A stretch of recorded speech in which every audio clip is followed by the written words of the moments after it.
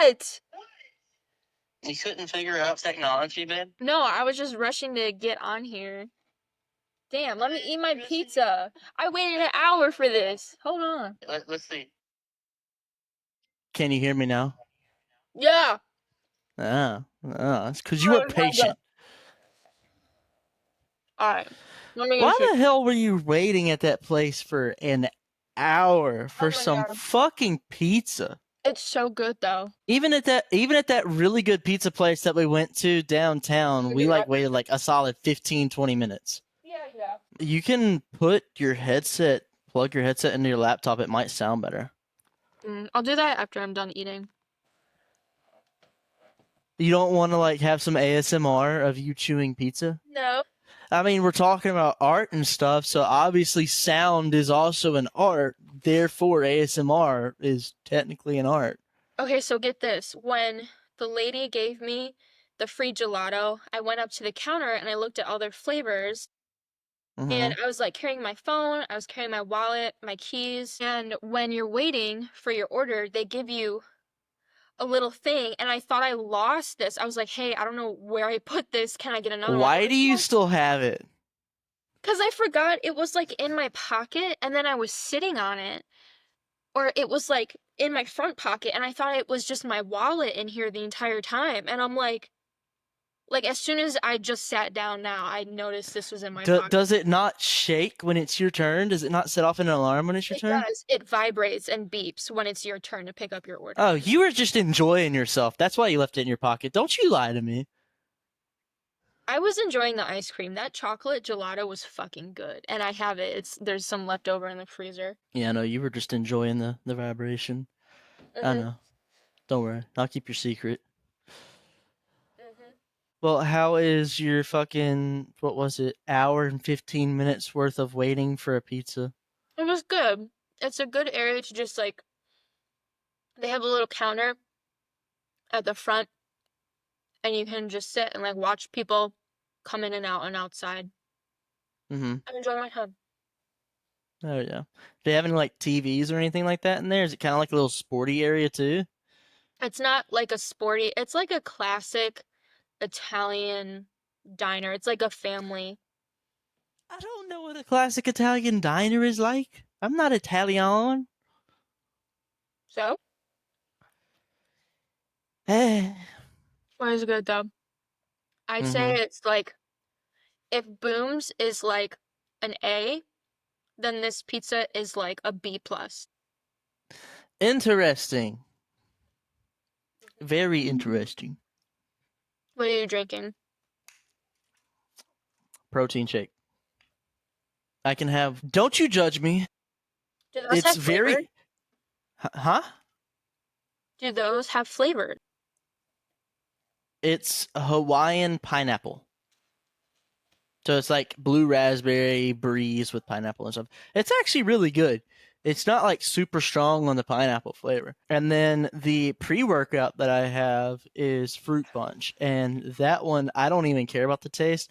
I've got, actually, hold on. You like my AC unit? Yeah. Oh, yeah, it's sexy.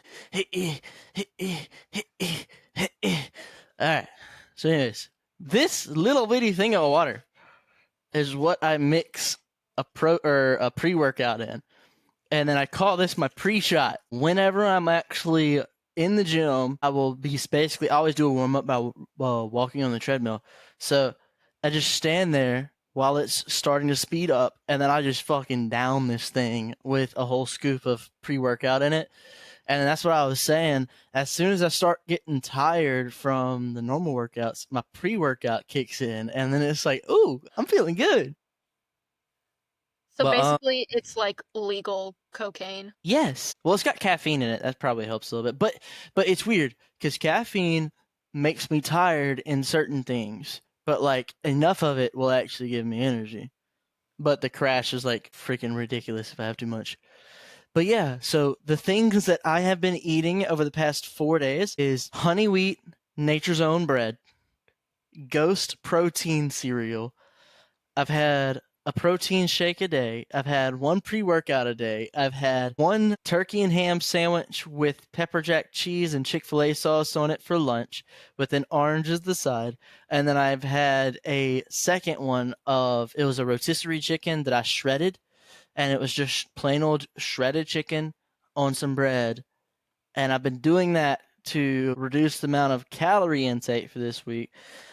And my waist has started shrinking already, even though like Oh it's not. yeah. Yeah. Shut Sorry. the hell up. I don't like it's slimmer because there's less in it, so my body was able to get a lot of the stuff that was just kind of staying in there out. And then now that it's out and that I'm calorie deficient and all that stuff, I still haven't even worked out this afternoon yet. So I like actually need to go do that. I've been kind of trying to take it easy because my legs are still kind of being a bitch and all that, but sorry, I was wondering. There's a setting in this. This is actually a new one. This is a completely new recording software, I see that. and I wanted to try this one out because this one does the same thing as Descript, but you have a whole lot more customization abilities. And if it's really laggy on your end, I can turn this setting on, and you can actually pause the upload, so that way I'm not stuttery, you're not stuttery, and then it won't upload the video until after we stop the recording. You just don't need to turn the computer off. That's cool. I like the setup of this. And when It's a you're lot talking, cleaner. your outline when you're talking, Oh yeah, yeah, yeah. that's cool. Anywho, so once this weekend is over, I'm gonna be doing nothing but protein shakes during the day while I'm working and oranges. Uh-huh. So then in the afternoon, or at night, I will be going and probably getting me like a steak or something like that. And I want a fucking steak. I have tortured myself enough over the past few days. I need like a splurge. Actually, tomorrow is gonna be my splurge day. It's Sunday. I think Sunday is gonna be my splurge day. Mm-hmm. Sounds good. Yeah, she's just fucking munching on that crispy ass That's fucking pizza. so good. So, what in the world got you interested into actually introduce yourself? Oh, okay. Okay. You don't have to do your hair and all that shit. My name is Audrey Spuzzillo, and the reason why I am on this podcast is because I designed it. Thank you. But Zane Bird is my boyfriend, and I designed the logo and like the colors and the bull with his arms crossed. I illustrated all of that. So I have a little part to play in all of this. And I am an illustration artist. I am a published author. I've published 4 books of illustrated poetry that I have written and illustrated by myself. Some of them are self-published, some of them are published with small businesses, and I'm also an art teacher or art instructor or art educator. There's a lot of different terms. And I love food. And Nice. I give that one like a probably a 4. um oh yeah, as I talk about being an art teacher, this is my art teacher cup. Mm-hmm. So I work at a couple different art centers around the area in Northeast Ohio, Cleveland, Ohio, the east side of Cleveland. We live together. Should I say that? Is that too much information? That's a little too much information, All but right, cut that out. I'm gonna wave if you gotta we're cut gonna something cut that out. So, out. Blah, blah. no, I'm not waiting. So on that note, this is Miss Audrey, my Huh? girlfriend, Wait. and so exactly what like made you want to become an artist, or what kind of led you down the path initially? Was there like any part in your life that just like really speaks out, or was it just like multiple that kind of led to it? How did that go? I think there's kind of like multiple points in my life that led to me choosing to go to art college Mm-hmm. and deciding like, okay, I'll just sort of take that leap and see what I can do with it. Like being an 18-year-old fresh out of college and like trying to do and make up and decide what you want to do with your life, that's really intimidating. And I didn't want to go into anything that I wasn't unsure about, but I knew that I had always loved art. I knew that I was always good at it. And I did a lot of art classes in high school in middle school, like pretty much my whole life until college, and I was like, let's just do it. Let's go for it. This seems like the right choice. This could work for me, and it did. I got really lucky, and part of me thinks that I wasn't really a good student until like halfway through college when I was in my major, and I was like, "Oh, I really love to do this. I'm going to keep going." Mm-hmm. And then knowing that I love to do that and feeling like I was on the right path, it made me become a better artist and like just keep going with it and Mm-hmm. like wanting to learn more and more about it and like hone in and perfect something, even though it's not like actually perfect, but it feels damn near close to me. And the entire time I was in college, I did not once at all think about being a teacher.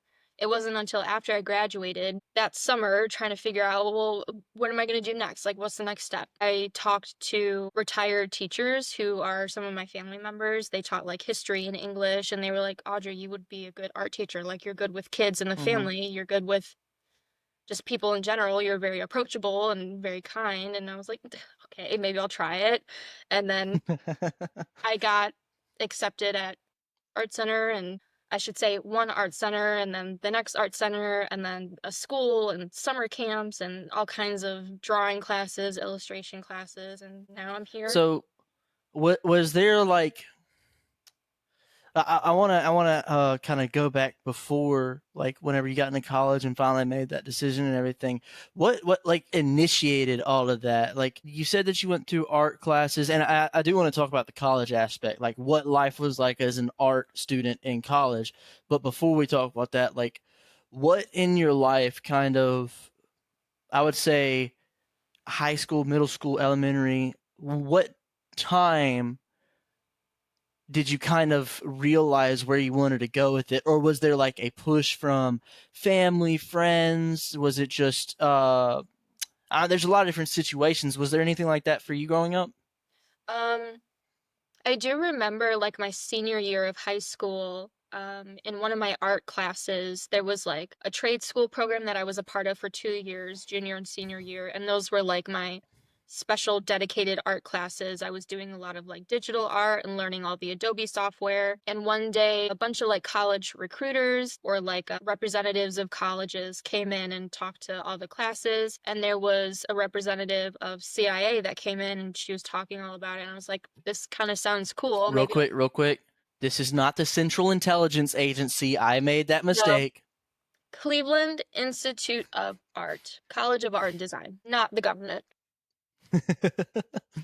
And so she was talking about it. She said that they had like a portfolio review days where the public can just come into the school and you can show them like your sketchbooks and things that you've done and, like your portfolio at the time. And you would get some honest feedback about it. And that was like my Mm-hmm. first taste of art school. And I remember being so scared about that. And my mom was like, there's no need to be nervous. Like, you're not being graded.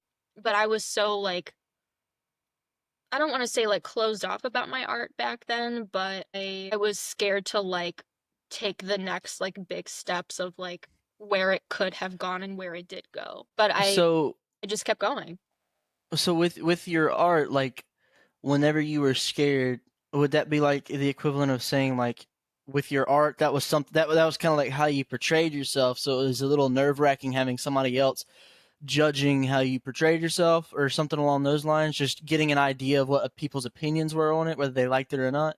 Yeah, it was like I had never gotten like outside sort of professional feedback on my art before. So that was a little nerve-wracking, like that initial critique. And then like once you're Mhm. actually in art school, there's nothing but critiques in your studio classes. So you have your project, you have your time to work on your project. And then if it's something collaborative, then you meet up with other students and continue working on it. But then when it's due, that is crit day. So crit Mhm. day, artwork is all over the walls or installed, however it is, whatever medium.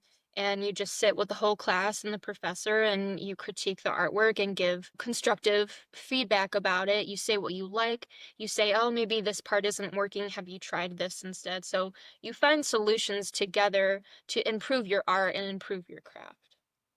I got you. Now, I remember talking with you about this in the past, but I mean, for the viewer's sake, I'm gonna bring it up again. How many times did you have to do nude like artwork? And do you have any stories that go with that? Um, so freshman year was called foundation year at CIA, and Oh, they started them off fresh. Oof. you had to take these required classes, and one of them was drawing one, and the other was drawing two. Hmm. For each semester. And in these drawing classes, figure drawing, the human figure, was really, really important because you need to understand human anatomy and how to draw people and how to observationally draw and just train your eyes to look at things and try your best to put it on paper. So there were a lot of figure drawing models that would come in that the school hired, and some of them were nude models. And so one of the first times I had ever seen a like full grown naked man was in my drawing class, and like it wasn't disturbing, it wasn't wrong, like, this is what's supposed to happen in a drawing class, and you just have to learn that way. And there were some, like, really crazy poses he was doing. There's certain names for the poses. I don't remember these names, but sometimes they would bring in props as well, or they would wear cool outfits that would help your drawing look cool. There were a couple of female nude models, and that was a little bit, at least, more comfortable for me because, like, I knew Hmm. what to expect when I was looking at you. But, like, I don't know, I just that made me mature a little bit quickly, and I didn't expect that, but, you get over it. That's just part of art school. Yeah, having a grown ass man's wrinkly old balls right in front of you probably ain't the Super best old. thing. Nobody was, like, super old. I think the oldest person was probably, like, 30, 40, something. Hmm. Yeah, that I happened. wonder what their life's calling was. I don't know. I wonder how much you'd get paid for that, though. You just go stand naked in front of some people and pose. I don't know. I don't think that much. I wouldn't think so. All you gotta do is just take. I could do that. I mean, yeah, if you like, depending on the pose that you're holding, sometimes they do poses for like 5 to 10 minutes. So if you're standing still for 10 minutes, you're gonna start to ache. Oh It's yeah. hard, Hmm. harder than it looks. So other than the naked men freshman year, Yeah. is there any other stories or like?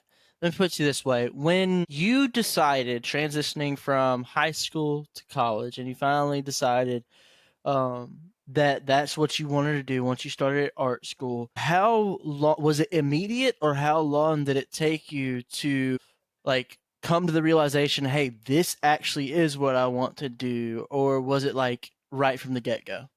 That's a good question. I did not feel that way until my junior year, probably second semester of my junior year. So I was well into the whole college experience. I was well into my major. Hmm. And, COVID happened second semester of my freshman year. That was March 2020. And so, like, the beginning of sophomore year was all online because of quarantine and everything. So that really, like, sort of put a gap in things for a while, and it was hard to like reconnect or stay connected with people. But Yeah. once we were fully back in the studios and the studio like culture was back to normal and everybody was with each other again, it was like spring of my junior year where I got some really great reassurance and encouragement from one of my professors who was the chairwoman of the department. And I just realized, like, yeah, this is my thing and I want to keep going with it. And then I start to think about, well, what are the main projects that I would like to do for my BFA thesis, my Bachelor of Fine Arts thesis? So I did two theses, first semester and second semester of senior year. Those were two separate projects that I did, and, like, wrote. I had two different theses statements. And by that time, when I was a senior and I was starting to delve into the BFA research and like the initial stages, I was like, yeah, this is it. I want to keep going with this. Okay. And if you had to, I don't want to just say just one. So if you had to like, let's say three, if there was a moment or time or maybe a just thought that other people might have where they don't feel as confident as they used to? Like, what are 3 points maybe that you felt that way during college, and like how did you progress past that? Or was there a lot of like people backing you up and helping you out, kind of keeping you engaged, I guess is the best word I'm trying to come up with. But like what was 3 points where it didn't feel you weren't confident or your confidence was dropping, and then how did you get over that? Um, there were, I don't remember any specific times that like immediately come back to me. You know what? There was one point in time, sophomore year, which is the first year of your major. And we were all online. We were in these Google Classroom meetings, and I was really struggling with the learning online, getting all the information online, and then having to do more work on the computer because we were primarily working in like Photoshop and Illustrator at the time, because that was Yeah. just like part of the curriculum in the very beginning. And I remember just really struggling to follow along with that and losing confidence and like, oh, is this really gonna be like for me? And I was really struggling with learning those programs because I don't think they're very user friendly. There's Mm-hmm. just so much to do on it. It's very complicated, but they just insisted that we do some digital work on Photoshop. And I just turned in this like piece of crap artwork that was like supposed to be an observational drawing of like a room, and it looked so bad, and I turned it in for a critique, and my professor is like, okay, you didn't do this well at all. And like I barely got any feedback on it because it was just like such an awkward critique, and it just made me feel like Mm-hmm. shit. And later in the call, he was like asking students for feedback on somebody else's project, and he was like, we haven't heard from Audrey in a while, is she still here? And I was like, yeah, I'm still here. I still need to be part of the class, even though I didn't do well. Mm-hmm. So that was a really hard point when we were just in the midst of the COVID madness and things were online and people weren't communicating as clearly as we could have been because it was just so difficult for everybody. Well, and a lot of those classes were, well, I wouldn't say the classes themselves, but a lot of the software that they used was just kind of thrown together. Nobody was really truly trained on how to use it. It was a very short term or short time frame to actually get used to it. And I'm not defending them at all by saying this. I'm just saying that by it not being user friendly, like it still wasn't user. When I was doing the computer engineering course at South Alabama, I still had like 3 or 4 classes that were online, and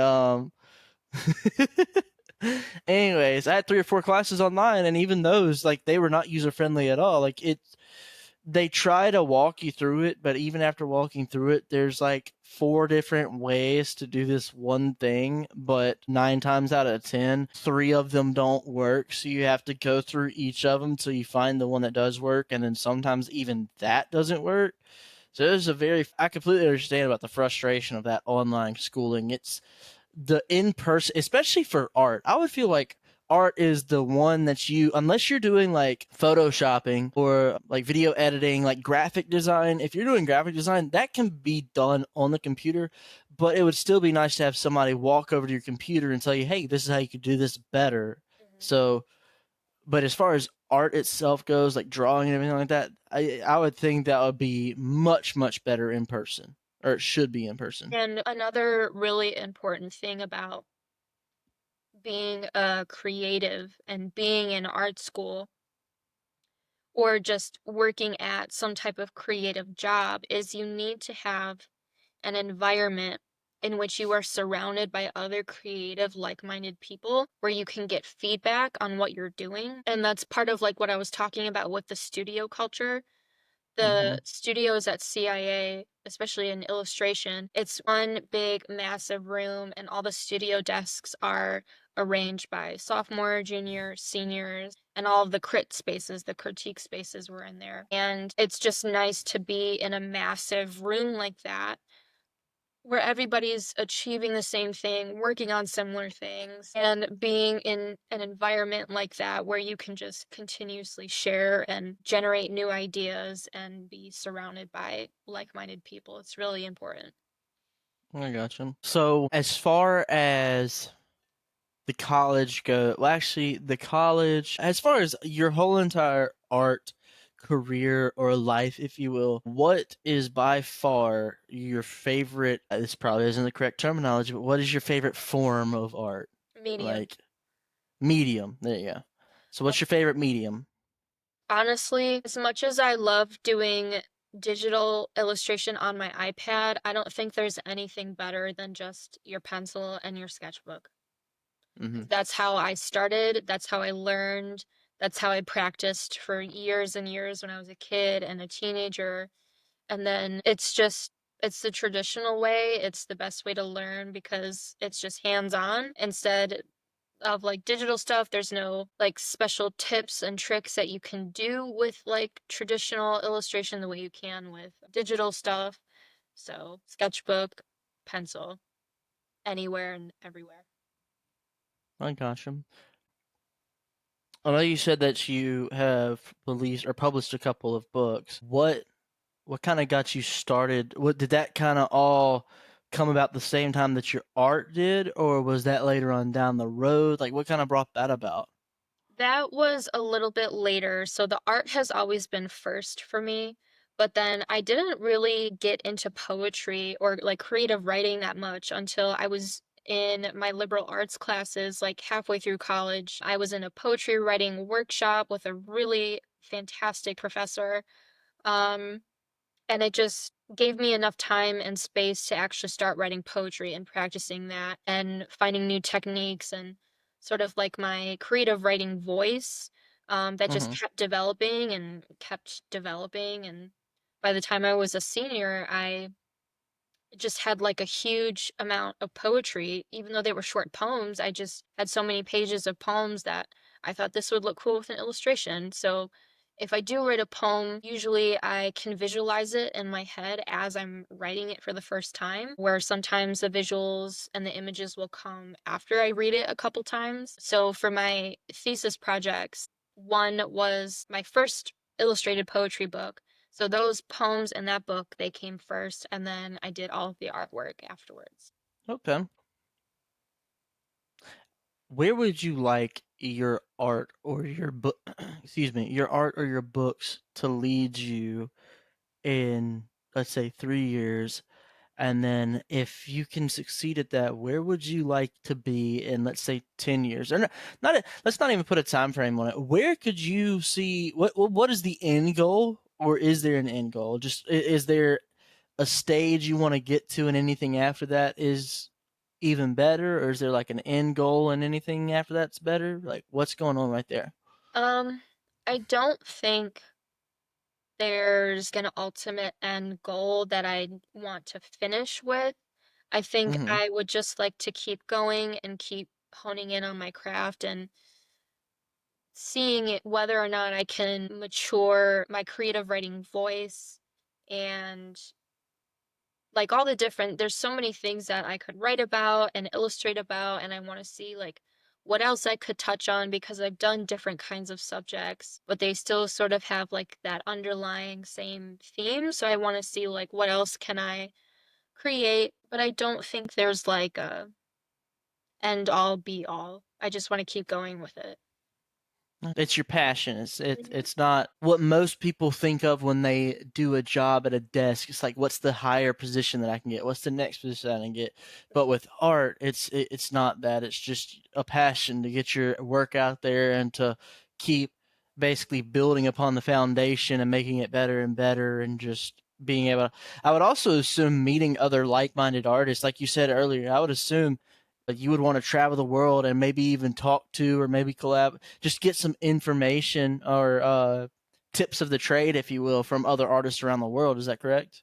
Yeah, definitely. And I think there are a lot of agencies, like publishing agencies, that represent authors and artists that I would be interested in maybe joining or Mm. having like an agent represent me and my artwork and my writing on my books. I would love to be picked up by like a more official, like big publisher.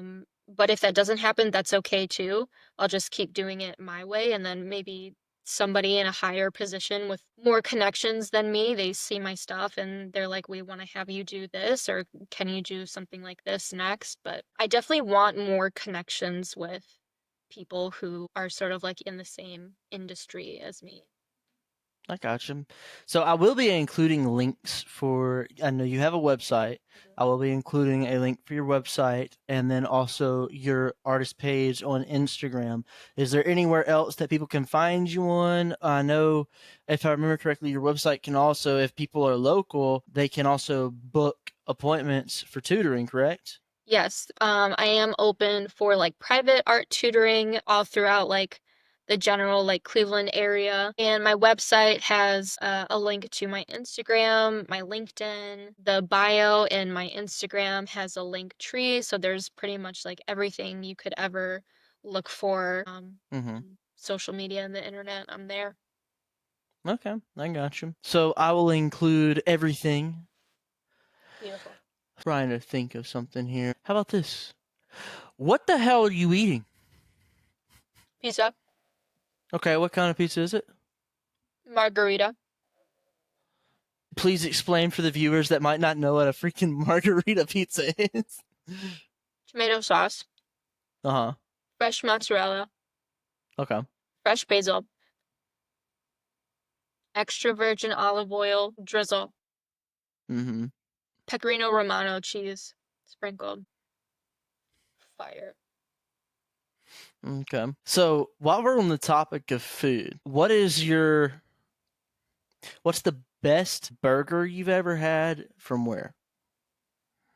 And what did you like about it? I Because you don't. already know I'm a burger fan, so I want to know. I like burgers too. I'm just trying to think. There's no like fancy restaurant or like specific burger chain that I can think of, but there are Mm-hmm. some burger restaurants I've been wanting to try here in Cleveland. I'll Honestly, make a note of that. there's nothing better than a Five Guys burger. I don't know I what it is. A double cheeseburger with bacon on it. So smash burger. A smash burger is phenomenal. In my opinion, burger places that are fancy shouldn't be serving burgers. It's usually like the mom and pop places or just like the random places you find out in town that have the absolute best food. Like I'm blanking on the name now, but when I was in Millington, Tennessee, there was that place that I went to, and it was a barbecue joint, and it had, which I don't know if you remember the picture, but it had an inch thick piece of bologna on there. It had some pulled pork on there, their homemade barbecue sauce. It had a quarter-pound patty. It had some fresh cheese on it. No, something else on there too. Oh, it had tater tots on there. I gotta sneeze. Bless you. But anyways, saving myself. That burger was so freaking juicy and good. But I agree with you. Five Guys, And even though Red Robin. Red Robin is really good. Red Robin does have some good burgers. They do have some good burgers. Five Guys is just expensive as hell because they know people will pay it to get their burgers. Mhm.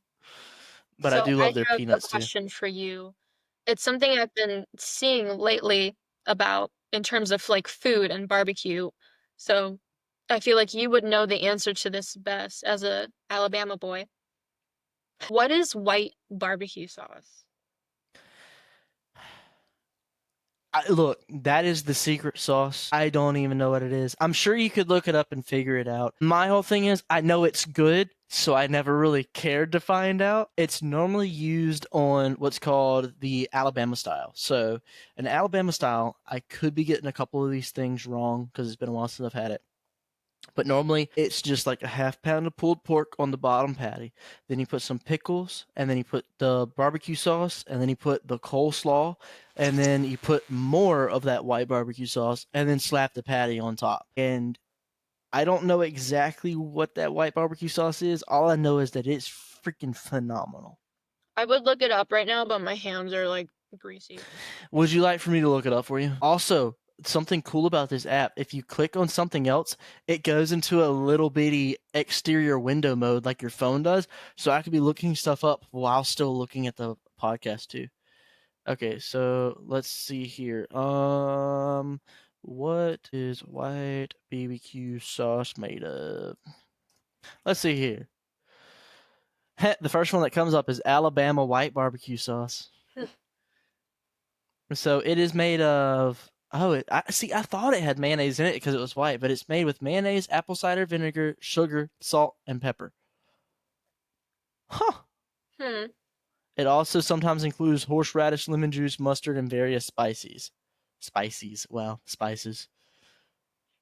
But it's really good on pulled pork, and it's really good on like some good grilled wings. Speaking of which, that is something I cannot wait for when we get to house. I want to grill so bad.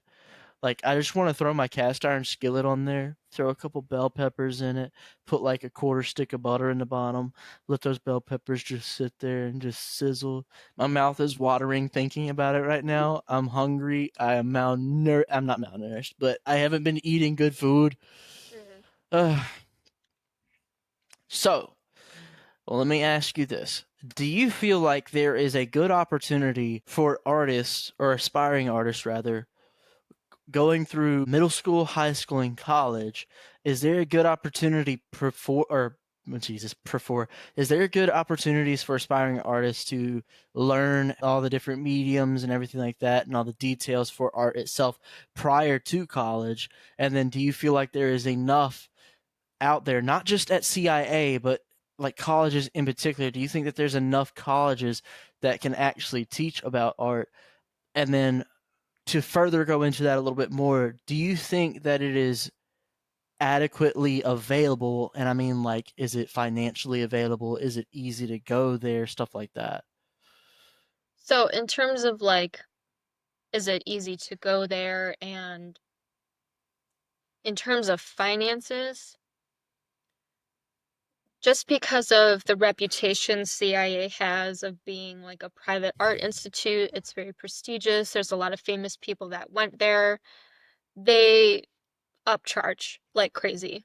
I'm not like trying to Mm-hmm. bash them and say like, oh, it's too expensive, but No, I get what you're saying. at the same time, they are so ingrained in trying to deliver the best curriculum possible through their professors that have so much experience in their respective industries and fields. So there's a lot of amazing things about CIA in particular, and then other things not so much. Yeah. Every college has its problems, even if it's not an art college. There's also Columbus College of Art and Design. There's all the different like major universities in Ohio, they have their own art department. They Mm-hmm. also, I think Ohio State University has an art education department if you want to become an art teacher instead of just having an art degree like I do. Yeah. Um, so there's so many options in terms of like just Ohio I'm talking about, but if you go to an art school, it's literally nothing but art and you don't have to take like math or science or anything like Mm-hmm. that. But there is like art history, there's liberal arts like writing classes. So you do have a few electives, but not as much as like a traditional college. It's more streamlined towards art itself. Yeah. Yeah, Yeah, I got you you. like your everyday schedule that you schedule yourself. You have your studio classes, which is in your major, and then you have your liberal arts classes that are probably most of the time required just to get your credits. So those are like the writing classes, the art history, and then you have your open studio electives where you can take a class that's outside of your major. So a lot of the stuff that I did was in the painting department, the glass blowing department, graphic design. I think I did pretty much everything else except ceramics. I didn't get to Mm-hmm. do that. And yet somehow you have a job in a ceramic studio. Yep, I'm a ceramic studio assistant, and the only reason why I landed that was because I was helping somebody out who left for maternity leave, and so I was very thoroughly trained before I left, and I was learning as I was going, and I'm still learning when I go for the open studio and just hang out and talk to people and learn all about the whole process of it because it's ceramics is part of it can be a very chemical process and very Mm-hmm. mathematical when it comes to the kilns and the temperatures and the glazes, and it's very tedious and strategic, but the results are amazing and so Mm-hmm. rewarding. So Did I answer all of your questions? I feel like the question you just that's what had I like was about three to go parts back in to. it. Yeah. That's what I was about to go back to. So you answered the back two parts. You probably forgot about the first one because how long the question was. My bad. Okay, I'm sorry you have short-term memory loss, Dory. But listen. So what I was gonna ask you was, you talked to me about how good college was and how many opportunities there were with college. And yes, it can be expensive, but it's worth it because of the opportunities that they have. But the other part of that question was also, do you feel like there's enough opportunities for kids growing up in middle school and high school to actually be able to look at art as a viable like career path, if you will? Like, is there enough opportunities? Did you see enough, and do you see enough now opportunities when you grew up and now for kids? I think when I was growing up, I didn't see those opportunities at all. I didn't see art as a career until I learned all about art as a career in college. And maybe even a little bit before that, maybe like senior year, I was told about it, but I don't remember that, but I probably was. I mean, like I used my degree to become a teacher and share that expertise with other people.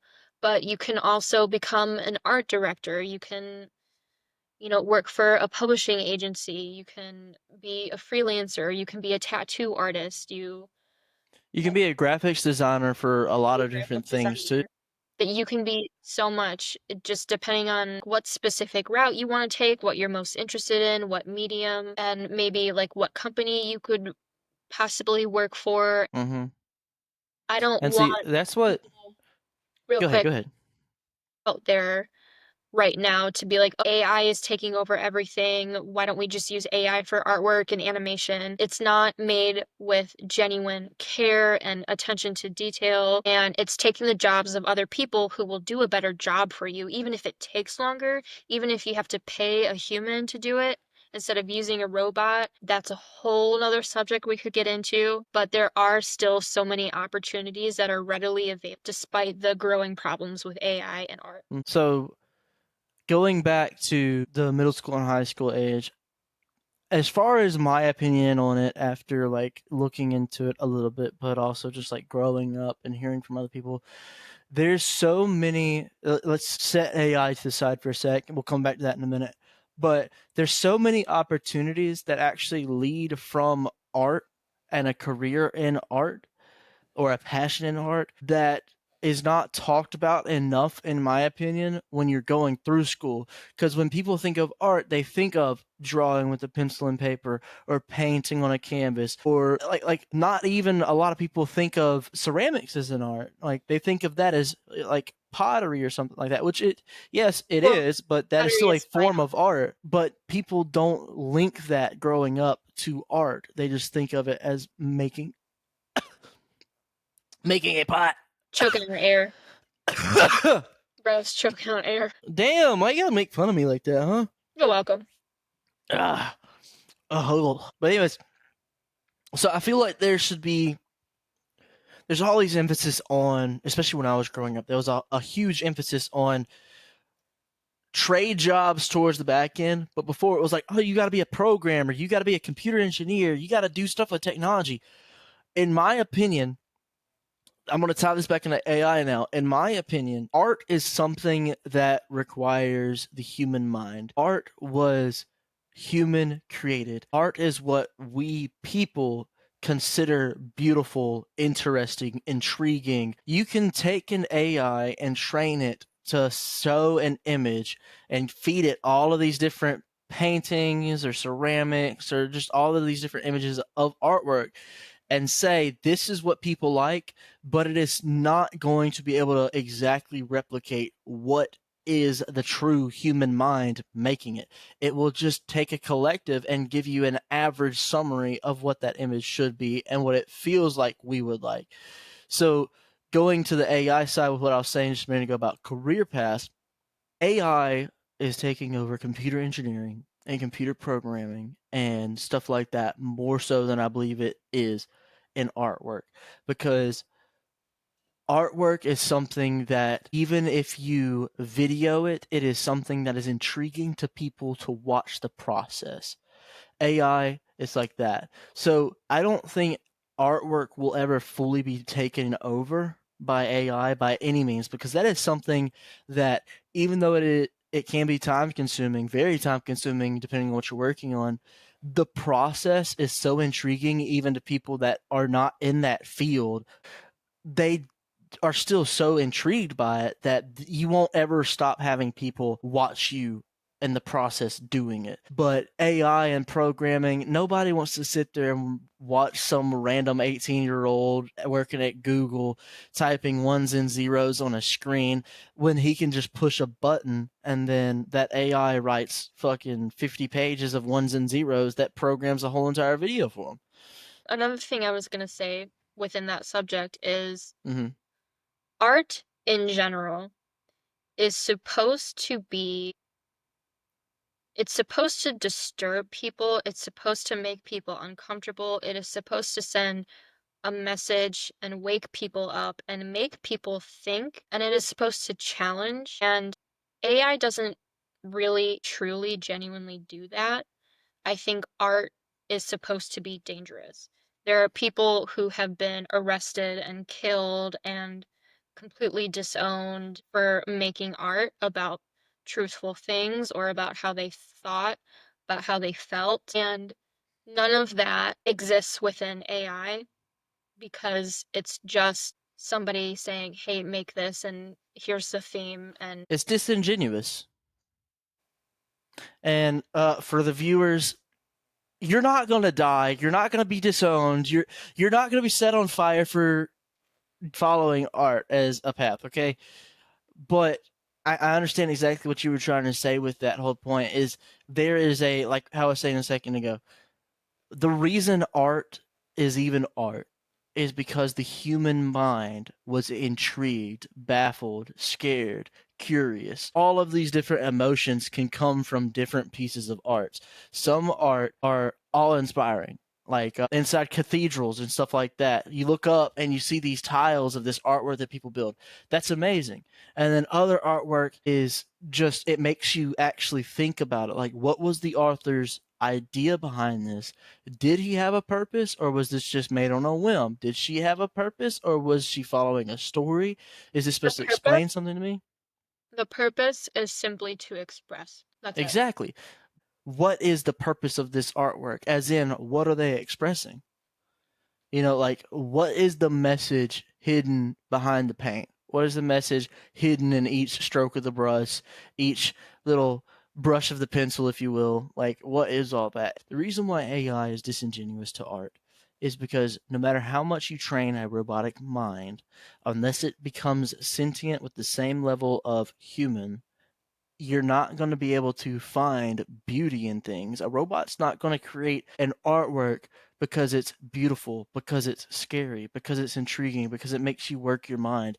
It is going to take a average of what people have created. It's going to take all these pictures that have been fed to it of what people have created, and then if you tell it, "Hey, make me a scary picture of Pinocchio," it's going to take pictures of something that's scary, and then it's going to take pictures of a Pinocchio, and then it's just going to combine them. There's no true heart behind it, if you will, or human.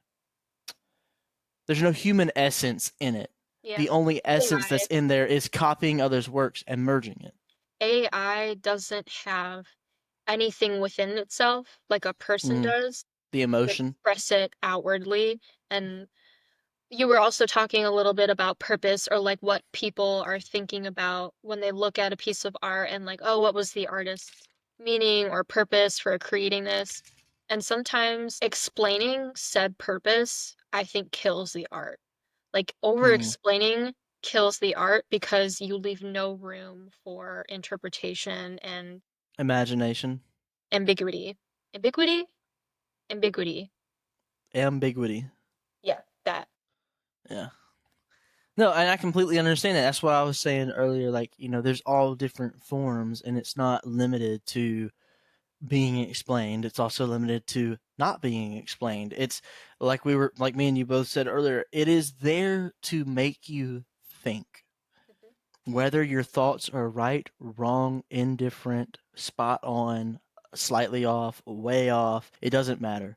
The the author of the book and the artist of the painting or whatever their art is, whatever medium they used, is solely wanting you to either one, indulge yourself in the art or the book, or two, understand by either not understanding and using your own mind to come up with an own solution, or by giving you the solution in said art or book. It's really beautiful whenever you like just stop and think about all the things that go into art and books and everything like that. Like buildings in and of themselves are art. Like one thing that going back to that career stuff we talked about earlier that I think is super underrated, as an artist, if you have general knowledge of electrical work, you can design a whole entire electrical, or you can be an electrical architect for a whole building.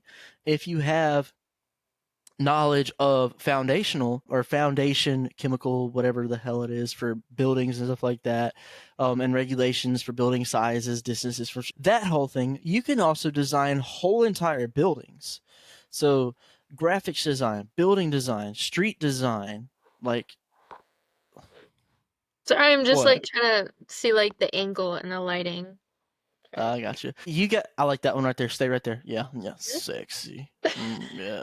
But anyways, um, there's a lot of people like how they were putting emphasis on computer engineering and computer programming, saying that will never go out of style. Well, we have AI that can do what a computer engineer can do in like a month, in like a split second, but an AI will never able to be fully able to replicate what an artist can do, whether that be in a field such as yours where you're either teaching, creating your own, or even in a business field where you are creating buildings. Like, yeah, it can create a building, it creates you a whole entire design, but is it going to be your design or is it going to be the robot's design? You know, Mhm. like you can, and I use AI, I do, and there are many a times, and I know it's still in the process of working the kinks out and stuff, but there are so many times where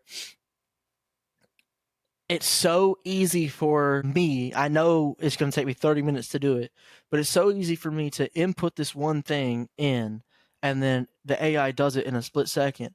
The issue is that most of the time that it does that, the crucial piece, there's like 99 crucial pieces, and if I had done it myself, it would be the exact way I want it to. But because I let the AI do it, it left out several of my own personal touches, if you will, Yeah. whether it's writing or information, background. It could be the project I'm working on. It could be anything. The way that I want it to be worded and looked at and figured out is not the way that it portrays it and figures it out. Mhm. So I just, as far as careers go, I feel like there should be a bigger emphasis on the fact that there is actually quite a few fields that artists can go into once they get out, because being an artist is not just going to art school and then, you know, coming out with a degree and not knowing where to go. You can, while you're in school, like what happened with you, how you figured out where you wanted to go and what you wanted to do and kind of went with it. If, let's say, somebody wanted to be a graphics designer or even a cartoon artist, or, you know, an anime artist, a manga artist, sorry. Mhm. And, you know, you could go through school and then whenever you're in the school, you could solely focus on that the rest of the, if you are set on that, you can focus on stuff like that and grow in your knowledge of everything else while focusing on that. But there's not enough emphasis on the fact that you can branch out to all these other jobs. So, Yeah, there's a whole world of opportunity. Like just because I have a BFA in illustration, like kind of diverged over to ceramics, and I've been asked to teach ceramic classes or like substitute for it. And I'm like, I mean, I can, but I just want to be super confident in it. Like that's not my background. But mm-hmm. yeah, like you can just go off and like there's one girl I went to school with, she was in the photography major and she was really good at it and she did a lot of like really cool videography stuff and made little short films. And now I think she works at like a mattress firm. like a mattress store. And it's like so out there and like so opposite of what she was doing in school. And I just caught up with a friend who is in my major with me. She's working as a barista at a coffee shop right now, but she's still like doing like cute, cool, artsy stuff on the side and like making her own little things still.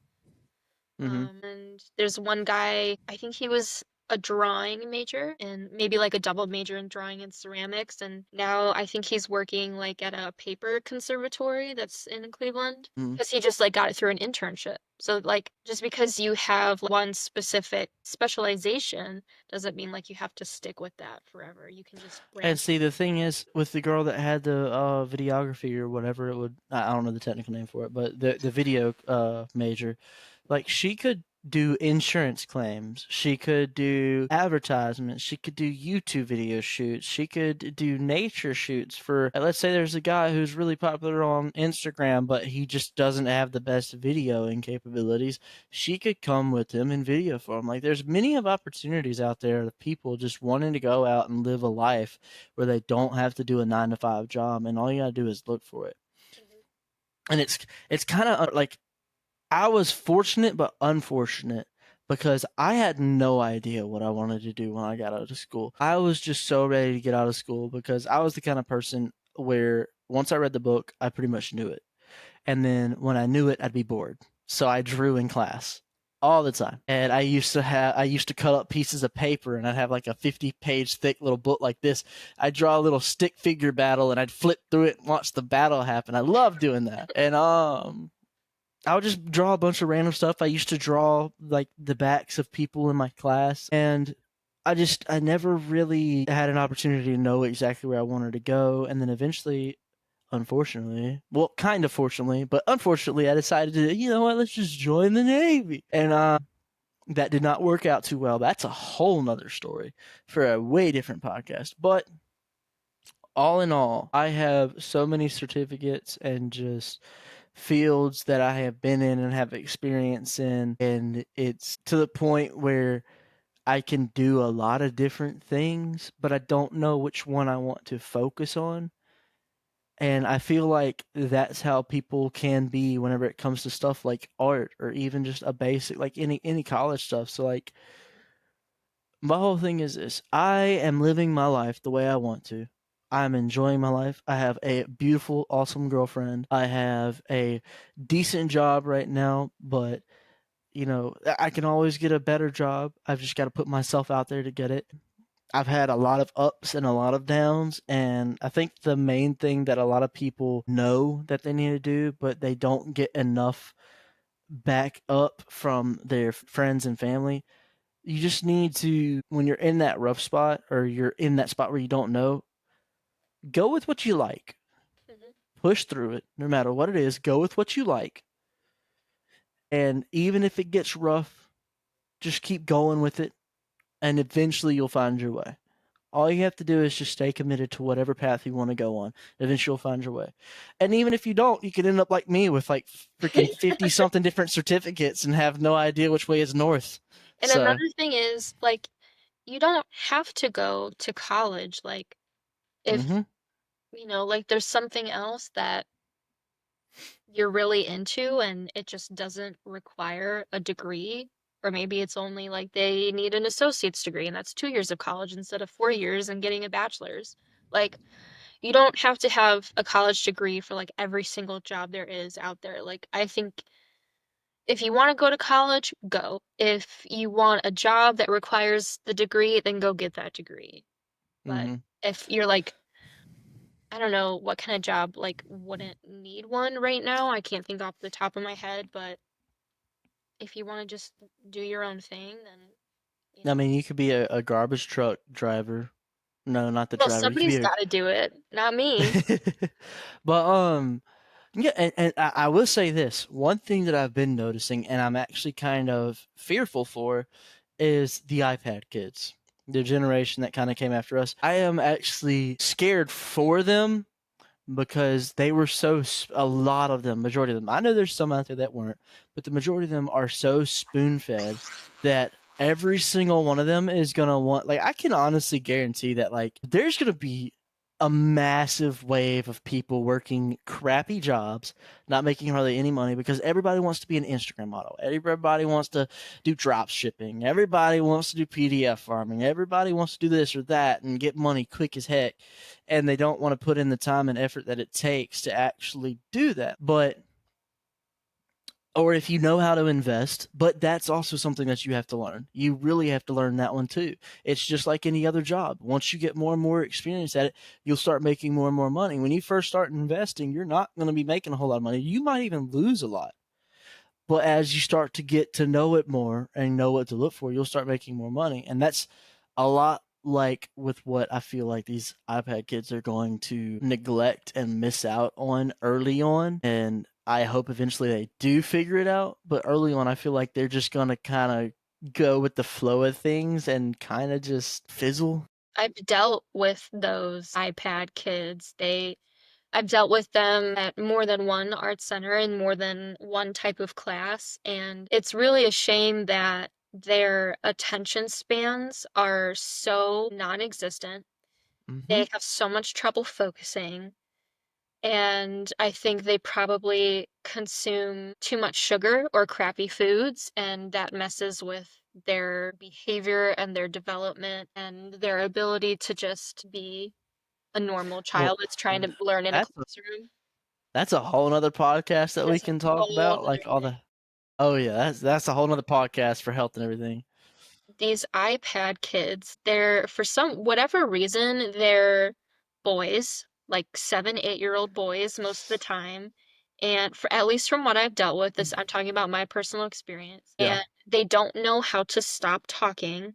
They don't know how to sit in their seat properly. They act like they have like the worst case of ADHD you've ever seen. And it's just a shame to see because it's very hard to deal with as a teacher. I can't imagine what it's like as a parent, but it's it's really bad.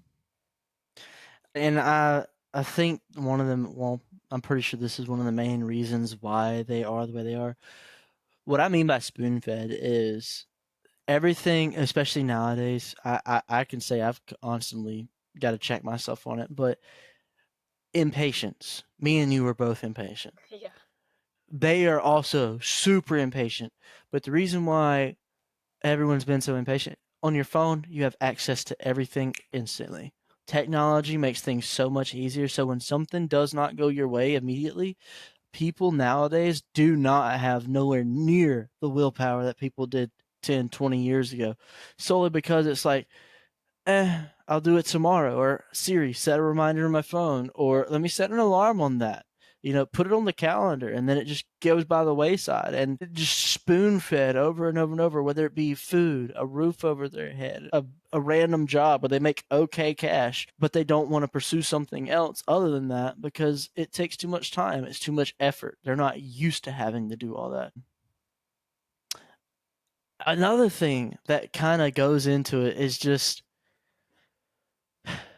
technology. I'm afraid for their health, one, because we're not going to get into the whole food thing. I know we said another podcast for that, but I'm afraid for their health, for one, because not only are they consumed by electronics and technology and everything, but they also have to do the very best. They have to be the very best. They have to be popular. They have to do all that. And so they spend so much time inside on their phones or walking with their face in their phones that they don't actually get to see the world as it is. And even if they do see the world, the first thing that pops in their mind isn't, wow, that's amazing. It's, let me take a couple pictures of that and post it to the gram or TikTok, or let me do a dance in front of this historic statue or something. Like not all of them are like that, but Oh, I'm yeah, sure no. there's a very large majority of them. And because they're so like chronically online, they are prone to comparing Mhm. themselves with what they're seeing. Comparison is the thief of joy. They start to feel like, oh, I don't have enough because they're comparing themselves to like strangers all over the internet.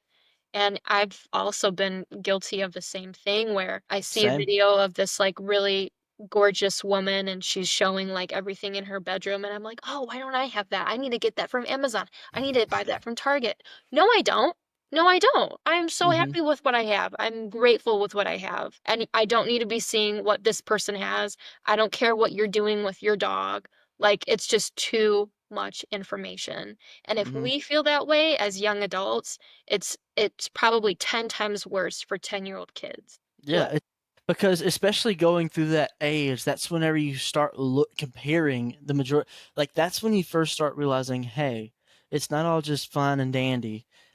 You start comparing your looks. You start comparing the way you talk, the way you dress, the way you walk. How good looking are you in comparison to everybody else? Okay, this girl's really hot. This girl's ugly as heck. Yeah, like there's a whole lot of different things that start going on top of the fact that you're also having to be like, there's a 13-year-old online who's making millions of dollars right now because he just made this NFT. Woo!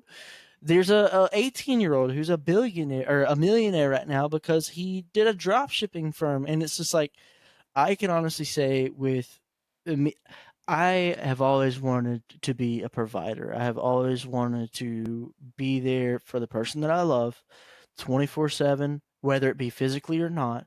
And what I mean by 24/7, physically or not, is like I want to be able to tell the person I love, this is all mine, but it is ours. You can use whatever I have bought with my own money and my own hard work to whatever extent you want. This is for us. And like looking at some of those people, like you said, us as young adults, I have looked at those people and been like, damn, I'm busting my ass out here. My body has literally been beat up from military service and shipyard. And yet these guys are, one, girls are showing some cleavage on OnlyFans and making millions of dollars. And Or, growing up too fast. and it's just, you gotta stop yourself because I love where I am right now. The job could be lackluster, it could be better, but I can guarantee it could be way, way worse because I've been through that already. And with everything being handed hand over fist to these kids, I don't feel like they're going to have any negativity, true negativity growing up. And I'm not saying they need that, but it does help with growth, understanding, and patience with what the world actually will throw at you. So, It's crazy. But I do need to take a quick time out. I need to put the pizza in the fridge and wash my hands. okie dokie. Well, I will pause it. All right. And we're back. I've got tangerines. I've got Audrey. She needs Listerine. Bad breath. It's really me, but I don't know. Don't you look at me like that. But anyways, so we were discussing amongst ourselves what we should talk about next, and for some reason, she decided to want to talk about Alabama and Ohio and the difference between. Let me What we tell you like, something. Alabama's better. what we don't like, Mm-hmm. differences and similarities between the states. So you start with Alabama. This Well, I'm is eating. this is your podcast. I'm your guest. You should be the one sort of like leading this. This coming from the person who was like, I basically made this podcast because I made the emblem. I said I contributed. Yeah, so you also said that this is part of your podcast show. I'm part of it. It's not mine. Right now, yeah, exactly. Come on. So, all right. How about this? I will say, I'm going to say something about Alabama, but I'm also going to say some stuff about Ohio that I have noticed. Okay. So, by the way, these damn things are so good. Oh my Congratulations. goodness. I don't want to get that sass from somebody who's just munching on a premium pizza in front of somebody who's been starving. Mhm. Go ahead. Alabama, I do not like the fact that there's not a whole lot of, there are job opportunities, but it is true that it's kind of one of the lower kind of areas of the United States. Not as bad as like Mississippi or Georgia. Well, Georgia's a little different, but Alabama has unique people. I would say 5 out of 10 are good unique, and the other 5 out of 10 are people you really don't want to know. But I love Alabama because of the people. I know I just said something about like five and all that good stuff, but the majority of the time, even if they aren't bad people, a stranger will give you the shirt off of his back if you need it. It doesn't matter how good or bad that person is, he will. If you need a ride, somebody's probably going to come along and give you a ride. If you need help with a car on the side of the road, somebody within 15 minutes is going to pull over and ask you, hey, you need a jump, buddy? Or he'll just ask you what's going on. Southern hospitality is a thing, and I've traveled a lot for my work in the past year and a couple months, and it is the absolute strongest, in my opinion, in Alabama and Louisiana. And I am partial to Alabama because it is my home state. I grew up there. But one thing I freaking hate about Alabama, damn humidity. Oh yeah. Just because I grew up, and before anybody says anything, just because I grew up in it doesn't mean I gotta like it. 19 years of dealing with hell is still dealing with hell. All right. Mhm. But Ohio, I do like it. It's the first place I got to see like really, really, really good snow. It's also where I met the love of my life. So I mean, that's like a major fucking plus for Ohio. Mhm. Um, I will say I like the rivers and stuff in Ohio year round more than I do Alabama year round because they're clearer because it's starting up north and there's a lot more nature areas where we are in Ohio than in Alabama. So I really appreciate that. And the last thing that I the last thing that I would say, I just saw like a piece of orange. it flew onto my laptop. I was like, ew. But the last thing that I'm gonna say, which I've already forgot because that orange peel distracted my ADD brain, and now I cannot remember. So go ahead, Miss Audrey. Um, So I think what I like most about Alabama is the amount of land that you can Mm-hmm. have at your house, the amount of acres, which means you have a lot of privacy. And like you were saying about the Southern hospitality, people are very kindred and homey and very neighborly and friendly. So that I think that's really important to have like that sense of community. And I will say, like, the beach is very beautiful, the nature is very beautiful, but like sometimes the nature can be a little bit dangerous with the snakes and the fire Yep. ants and bugs and whatever's going on down there. And the jellyfish washed up on the beach at night and crabs. But all of that is also just very fascinating Real to me. quick, not the STD crabs, normal crabs. Although there's probably a lot of the STDs going around too. It's Alabama. Come on. Yeah. All right, sorry. So the nature is a little bit daunting, but also very fascinating and beautiful. Really great seafood, good barbecue. And even though downtown Mobile is a little bit small, in my opinion, I still think it's a very lively area. It's a good place to like walk around with a group and have a drink. It's fun. What else? A lot of people have farm animals. Mm-hmm. A lot of animals just all over the place. So that's Alabama. And then Ohio. I appreciate that we can experience all four seasons in one year, sometimes all four seasons in one day. We do have lake effect weather, especially with the snow in the winter, but you're used to that by now. And I appreciate that we can have sometimes not every year, but mostly every year we have like a white Christmas. And so that's pretty cool. Cleveland has a lot going on. There's a lot of good food all over the place, just like a whole lot of celebrations happening. And even if we're in the suburbs, we're still a part of Cleveland. We're just in the suburbs of Cleveland.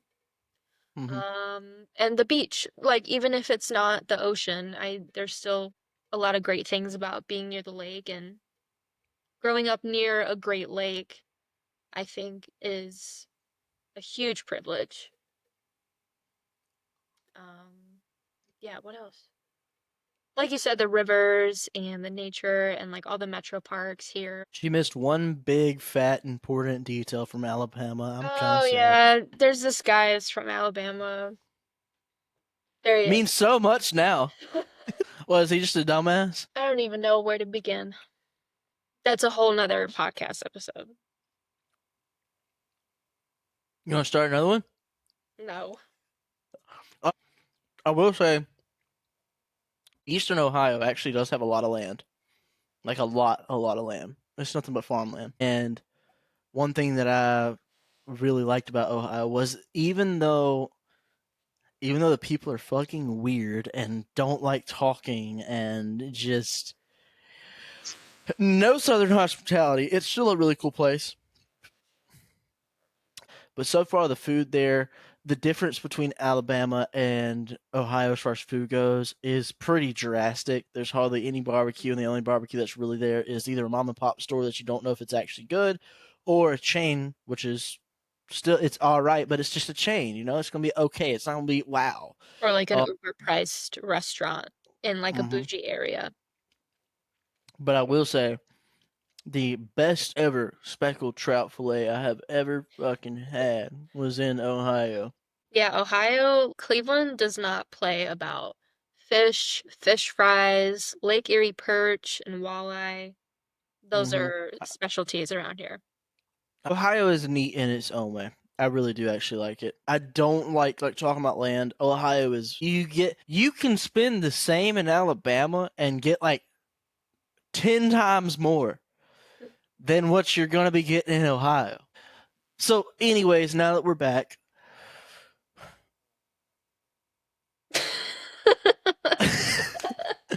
but Brain dead. just complete suffocation. But anyways, do you have anything else that you would like to talk about today, Miss Audrey? Um, Is there any more Alabama boy stuff you want to know? Any stories you want told? Is there any cool stories about you? Maybe we could do a little campfire storytelling for a second. what to say? It's kind of getting to the point where You're kind of running out. I should be in bed scrolling on Instagram looking at memes, so it's almost my bedtime. What was that we said earlier about iPad kids? I'm not an iPad kid. Sorry, iPhone kid. I need Anyways, the memes. I'm not addicted to social media. I just want to laugh at the memes. mm, she's addicted to social media. Oh man. But anyways, babe. All right. Well, I'm gonna go ahead and say that we're gonna end it here. This is Zaneberg coming back at you again with bullshit and business. Today is business with Miss Audrey talking about art and a whole lot of other random shit. So you can stop that. That's weird. Anyways, bye. Hasta la vista. Bye.